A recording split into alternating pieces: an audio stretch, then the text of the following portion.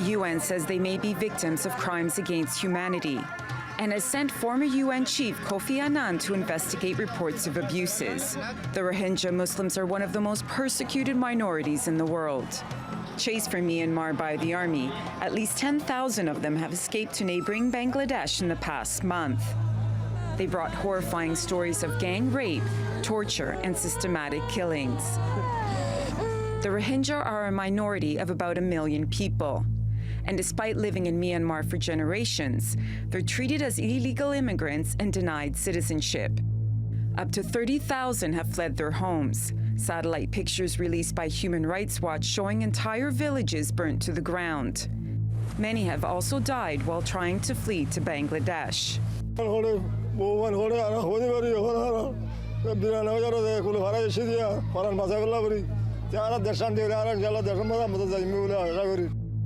And those who have managed to make it are now faced with the possibility of being sent back. So it's up to the government of Bangladesh to put pressure on the government of Myanmar to return the situation to normal so that these Rohingyas who have arrived recently can go back in safety and with dignity.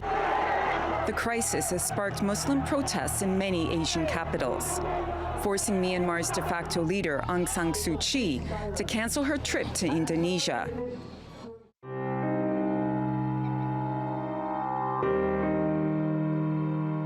The military has declared a part of Rakhine state an operation zone.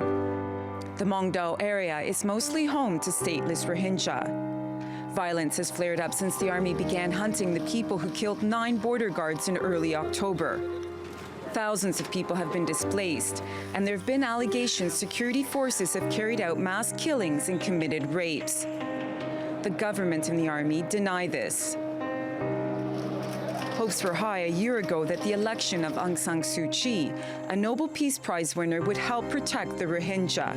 But so far, her government has failed to act. Myanmar has been transitioning from military rule to a democracy, a fact welcomed around the world. But in the process, has the international community turned its back on the Rohingya? Christine Pirovolakis, The Newsmakers. Well, joining me now from London is Tun Khin. He's the president of the Burmese Rohingya Organisation UK. Also in London is Win Naing. He's the chairman of the National League of Democracy in the UK. Gentlemen, thank you very much for joining us. Tun Khin, let me start with you. Let me ask you in a very straightforward way. Is Aung San Suu Kyi doing enough to investigate these claims and allegations of abuses? Yes, totally not. She is not doing enough. Instead, she is covering up the crimes what military has been perpetrating in our northern Rakhine state. You can see international media have highlighted how women were raped and, burning down Rohingya houses. There are mass killings, mass rapes. About 35,000 Rohingya become homeless. So international media, UN and other medias have already highlighted, and Rohingya refugees who've been fled recently to Bangladesh, they have told to BBC and writers what's real situations happening. But Aung San Suu Kyi is denying that this is not true. These are not the right news. But we have seen clearly they locked down the areas. And I'm sorry, I don't want to interrupt you too often, and I'm sorry I have to interrupt you, but we have a debate here, so I want to bring in Win Naing. Win Naing, you have Tun Khin saying there's mass killings, mass rapes, and it's not just him. You have the UN saying that the Rohingya may be facing crimes against humanity at the hands of the military. A UN official also said ethnic cleansing is being carried out. Is that true, Win Naing? No, it's not true.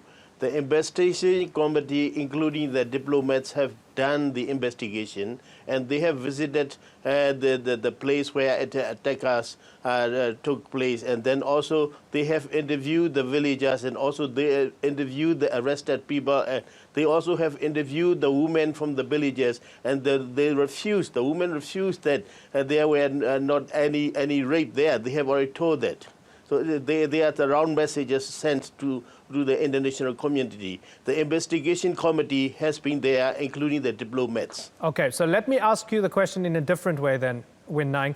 You have the Rohingya who are denied citizenship, denied healthcare and education. Their movements are curbed.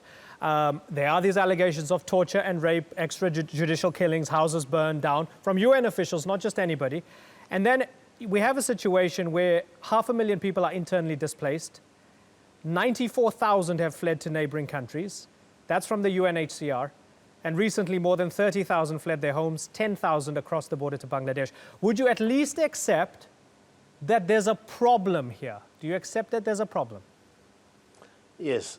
I agree that there's a recurring conflict in that area because they have attacked the 9 police outposts. 9 policemen were killed and 65 arms were taken away. There's a conflict there. I do not deny that there's a conflict, but we have to see why the basis of this problem, why this happened, how this happened, and who are doing this problem. So let me ask you, do 600,000 Rohingya Muslims have to pay the price for a bunch of people who attacked and killed 9 soldiers? Right. It is right. The diplomats have asked the villagers who burned down the houses, and the villagers told them that the houses were burned down by the attackers, not by the army people. Hold on. I want to ask you this again. Do the 600,000 Rohingya Muslims or more, but those 600,000 who are displaced, do they have to pay the price? Are they responsible for the killing of soldiers? No, I don't mean that. What I meant was more than 800 people attacked the police stations, and that's why this conflict happened. Tun Khin, it doesn't concern with the 6. Okay. Let's bring in Tun Khin. Tun Khin, so we 600 million people. It doesn't. Sure. Related to that. Okay. It did not relate to that. Tun Khin, so we have. We sympathize your people. We sympathize the Rohingyas. We are Buddhists. We treat the people with tender love and care. Okay, with metta. Let me bring in Tun Khin. Lord Buddha's policy. Okay, so there we go. So Tun Khin, Win Naing says they sympathize with the Rohingya. They are Buddhists and they don't want to treat you badly, but that these allegations are false. When you hear that, how does it make you feel? I appreciate what Dr. Win Naing said. They sympathize Rohingya. That is good. But the point here, what is happening on the ground, this is the real situation we have to look at. What Dr. Win Naing is saying that, they are attackers and, because of these attacks. But this is not the right way, the point here. The point here is we still do not know who are the attackers. That's why NLD government is not allowing international community to investigate what's happening to our northern Rakhine state. This is the point here. And they locked down 7 weeks now, where children, women, and elderly men are starving to death. It's about 160,000 facing this situation. And, this is actually clearly, I should say, intentionally wiping out the Rohingya minority. This is the last stage we are facing genocide. You can see international medias, writers, everyone have writing about it. UN have clearly mentioned, BBC report, UNHCR officer already mentioned ethnic cleansing. They are denying, including Dr. Win Naing is denying what's happening is fake news, and this is not the right way. This is, we have to look at, BBC reporter and UNHCR officer, and they are complaining to everywhere. Whoever raising this issue, whoever writing up the issue, they are second media reporters and this. Okay, so let's bring in Win Naing to respond. It's a part of genocide. Okay. So you've made your point. Win Naing, it's a genocide. Your response? Yes. Yeah. No. I totally refuse it. I deny it.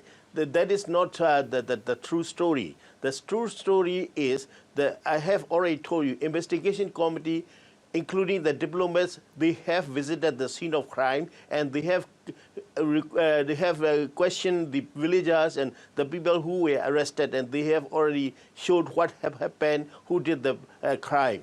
That's a reality. So, Win Naing, you believe that Aung San Suu Kyi is doing enough? Yes, she is doing whatever she can. She has opened an office in the presidential place in Naypyidaw, and they are doing what you call there's a committee for this security committee there. They are recently opened a committee there. Win Naing, let me ask you, Mr. Tun Khin, is he Yes. an equal citizen of Myanmar, being ethnically Rohingya? Is he an equal citizen of Myanmar in your eyes? I know him very well. We work together for democracy. I don't have any personal conflict with him. But we work together, but we have to see the reality. What is going on there? Okay. What is the true? What is the reality? We have to understand my question that. is he an equal citizen of Myanmar? As an ethnic Rohingya, is he an equal citizen of Myanmar in your eyes and according to the law? We have a constitution where the people, the Rohingya people can get the citizenship, but not the ethnicity. That's a difference, okay? They are not ethnic people. They are not ethnic people. We have our own ethnic people, but Rohingya people are not ethnic people. That's the difference. So they're not We treat the fully, Rohingya people with tender love and care. but they're not fully equal. You'll treat them with TLC, tender love and Mita. care, but they're not fully equal. Yes. Because they can't get the ethnic standard because they are not born in Myanmar. They are not originated from Myanmar. That's the main thing. Tun Khin, so you We have... love them. Okay. We treat them Okay, carefully. so let me go back to Tun Khin. You have the people of Myanmar saying you're not really, citizens and, you're ethnic Bengalis. And on the other hand, those people who are crossing the border, they're being told by Bangladesh, we don't want you guys. Sheikh Hasina saying they're not our problem. So where do you turn to if both governments don't want you? The point I want to firstly want to ask, I will be appreciate if Dr. Win Naing can explain. We have worked together human rights and for democracy for many years, and Dr. Win Naing already have mentioned. If he can explain, I will be very appreciate. He invited me many events, many demonstrations on behalf of Rohingya organization UK. So he recognized Rohingya as an ethnic group. That's why I believe he invited me to the demonstration and events in London. We have many records on that. So why he is denying right now, this is very important point we have to look at. If he is really working for the human rights and democracy, this is not the right way. NLD leaders are the same way. They are, denying this crime against humanity against Rohingya. I should say,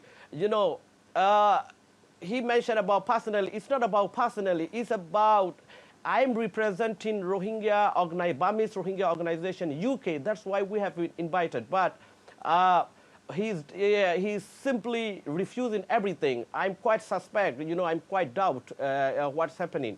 And, if you look at Rohingya history, I want to also ask Dr. Win Naing, in Burma radio broadcasting program, 1961 to 65, Rohingya language broadcasting program was there.